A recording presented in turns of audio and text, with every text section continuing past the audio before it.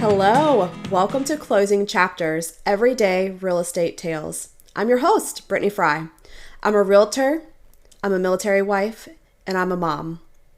Join me and come transaction by transaction throughout my real estate career starting back in 2016 to hear about the highs, the lows, and the unexpected turns along the way through all of my customers.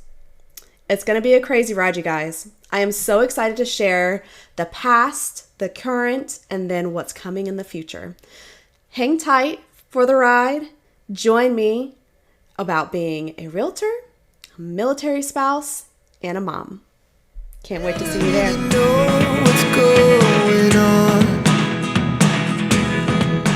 Welcome, friends, to the Closing Chapters podcast, where we talk about everyday real estate tales. We are on episode number 3, which actually finishes out my first year in real estate of 2016. I had 3 transactions my first year in real estate. Mind you, I started May 1st, 2016. My first transaction was 4 months in, and September 9th, 2016. I had another one at the end of November and finished up the year strong with number 3 on December 29th. This one was exciting, you guys. It was another military family that was buying a new construction house in the neighborhood that I sat in for Great Southern Homes, Pacala Springs. This house was our model home. It wasn't the actual model home, but it was that floor plan called the Bradley. It's a 3,000 square foot house, 5 bedrooms, 3 baths, plenty of space for a beautiful family of 3 kids, a mom and a dad, all a military family, all young kids. They are so grown now. I just saw a picture of them on Facebook the other day and I was like, oh my gosh, when did they get so big? It doesn't seem like it was that long ago. When I got to meet these folks, though, we looked through all different types of floor plans. We had a pretty particular budget we were trying to stick with. And then once we started looking, the wife fell absolutely in love with this floor plan. And she kind of stuck her foot down and said, honey, it's either this floor plan or we're not buying a house here. End of discussion. So we had a lot that this floor plan was being built on, and they could still customize it a little bit, pick out some of the finishes on the inside. Perfect. Almost. We get to the point where we are writing the contract, getting the offer put together, and then we get a phone call from the sales manager. This lot is a premium lot, and we're adding on a $2,500 charge for the lot. Are you kidding me? We already had the numbers put together. The house was already getting ready to be built. Now you decide we're going to add on a lot premium. I've got a buyer in hand. She's already fought to get this far, got it approved by her husband, and then we get hit with another wave. So we talk about the $2,500 premium, and you think that's not a lot of money, but it is. To the average everyday person, $2,500 is a lot of money. To a military family, that's almost an entire paycheck. Which I mean 15th or the 30th, right? The military doesn't get paid that much. I hate to break it to you. My husband is 16 years in the military as an officer and only gets paid a little bit more than that every paycheck. That's including our housing allowance. It's such a huge misconception that military get paid so much and have all these extras to just string along, and they really don't. So I get it. You're moving somewhere new. The wife may or may not be working right away. She was a cosmetologist, and basically she did hair more than anything and was really good at it. So anyhow, she didn't have clientele. She wasn't really working here yet. So what does she have to contribute, right? Monetarily. She was a jam up mom and she had her ducks in a row. And they were a financially stable family. You don't get that way by spending money just to spend money, folks. Anyhow, we had the same conversation. It's this house or no house. I'm not buying a house unless we get this house. Thankfully, the husband okayed it, and we were able to move forward. We got them to the closing table. I got to watch them drive down to their house, hand them keys, everybody unload. So cool, right? Well, let's fast forward a little bit. When we were under contract and doing some of the inspections, they had a couple of fencing companies come over and measure to give them quotes for fences, and had one put up right away. They had big dogs, and that was a priority to them. So as soon as they closed, fence went up, all was gravy. Well, not really. The neighbors on either side later on decided that they wanted a fence, and when they went to go check the property lines, my buyer's fence was on their property line. We went by the stakes that were in the ground. Now, when I say stakes, I mean wooden stakes with like a colored piece of tape on them. Usually it's a pretty good indicator of the property line. That's what the fencing company went by. They did not find the metal stakes in the ground. Lesson learned, folks. You have to find the metal stakes, which may require getting a surveyor out there to mark it appropriately. Most of the time, builders are pretty darn close. In Tennessee, the builders aren't required to have a survey for each individual lot. In South Carolina, they are. So you should be able to trust the builders in South Carolina a little bit better, so you would think. But with every house that I sold, that was a new construction house in South Carolina, we were given an individual plat. They had an individual survey done saying where the house was within that lot, the setbacks from the road, where any easements were, whatever have you. In Tennessee, you traditionally just find, at least in Montgomery County where I'm at, we just find a neighborhood plat. So you have just the one big plat with all of the different lots that you can see, and sometimes you can see the square where the house is at, and sometimes you don't. The only time that we get a little bit more detailed one is if it's on septic and you've got a septic permit. Sometimes that one is a little bit more in depth. So what do? Whose fault is it? Who's supposed to fix it? Buyer says it's the builder's fault. Builder marked the lot lines. We went by what the builder said. They need to fix it. Is it the builder's fault? What do you think? The answer is, via the contract, no, it's not. It's the buyer's due diligence to make sure that they know where their property lines are at, to have a survey done if they need it, and to make sure the fence is on their property, shed is on their property, anything is on their property.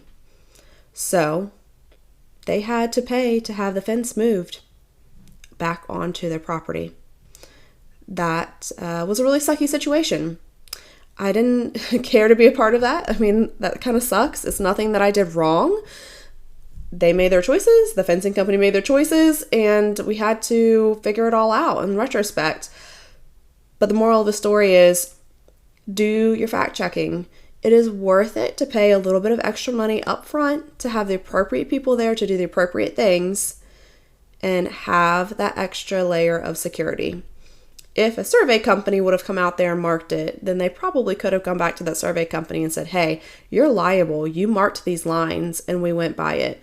You found the pins. I paid you specifically for this service, right? We don't pay a builder to find the lot lines for us. We pay them to build our house, okay? So that was a little bit of a bumpy road there. I'd already had to get them to up their budget a little bit just to get into this house. And then we got hit with the lot premium. And then they get in the house, they put up a fence just to have to move the fence. So it was a little bit of a rough ride. All in all, it all worked out. They stayed in the house. It was a beautiful property for them. They did a fantastic job getting involved in the neighborhood. It was so cool to see the military wife community within this community, if that makes sense. And later on, I actually sold another house to a military family that was coming from overseas. And it was so cool that I was able to get them connected with this little group of military spouses in the neighborhood. And she was able to slide right in. Matter of fact, one of them was so amazing that her husband was gone. They had an extra vehicle. They didn't have a vehicle here yet. Husband wasn't here yet. Kid wasn't here yet. She came ahead to close and get started on getting into the house. So it was actually one of my friends in the neighborhood loaned her a car for the meantime until her car got here. How sweet is that? That's what it means to be in a military community, folks. They take care of each other. They help each other any way they possibly can. And she didn't have to do that. I didn't ask her to do that. I simply made an introduction just so that they would have friends within the community. Such a cool side story to that, right? So, back to 2016. This is it. It's the end of 2016. I've wrapped up my third transaction that I have had a buyer, a seller, and a buyer. The third one was all mine. It wasn't somebody that was given to me. It wasn't another deal that needed to be co-listed with me because someone was moving out of state. I finally did it. By the end of my first year in real estate, I had my very first own customer. How cool is that? Now, I'm going to tell you, there's other agents that hit the ground running and they do a lot more business in their first year. I chose to get very involved in my community first, like we talked about in the first episode, and then the rest came. And I truly believe in that. If you put in the work, the good work, then the rest follows, okay?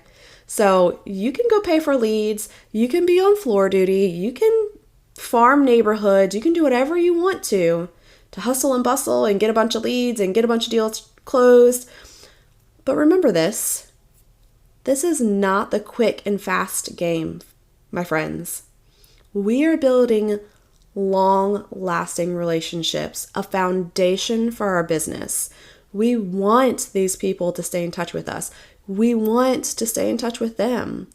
If it is just some blind lead from Joe down the corner because you sent him 10 flyers and he finally called you, is that an organic lead? Does that feel good? If you paid $1,500 just to be able to have your name on some ad in Zillow just so that somebody would call you, what's the connection? Who's on the other side? Where's the link between you? Let me tell you about how I work by referral.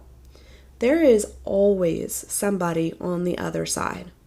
A previous client, another agent, another friend, some connection to me that has put that client in touch with me.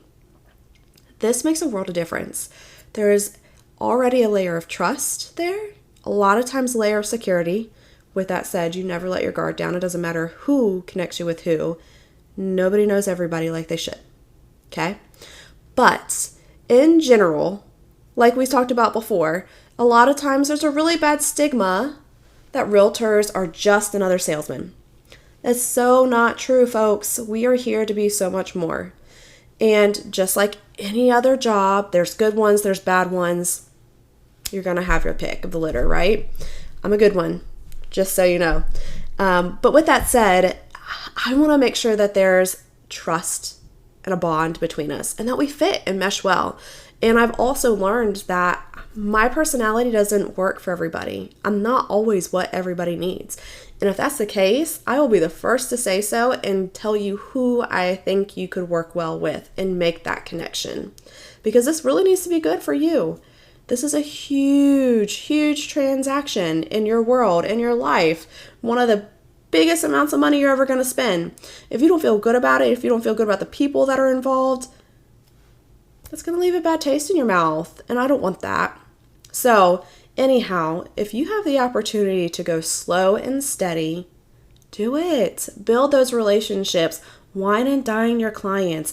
Do customer events. Pop by and give them a little goodie just to say hey. Text them every once in a while. Let them know that you're thinking of them, or that you saw Johnny on the baseball field and saw that he got a home run. Be true to yourself and be a friend. Be a trusted advisor.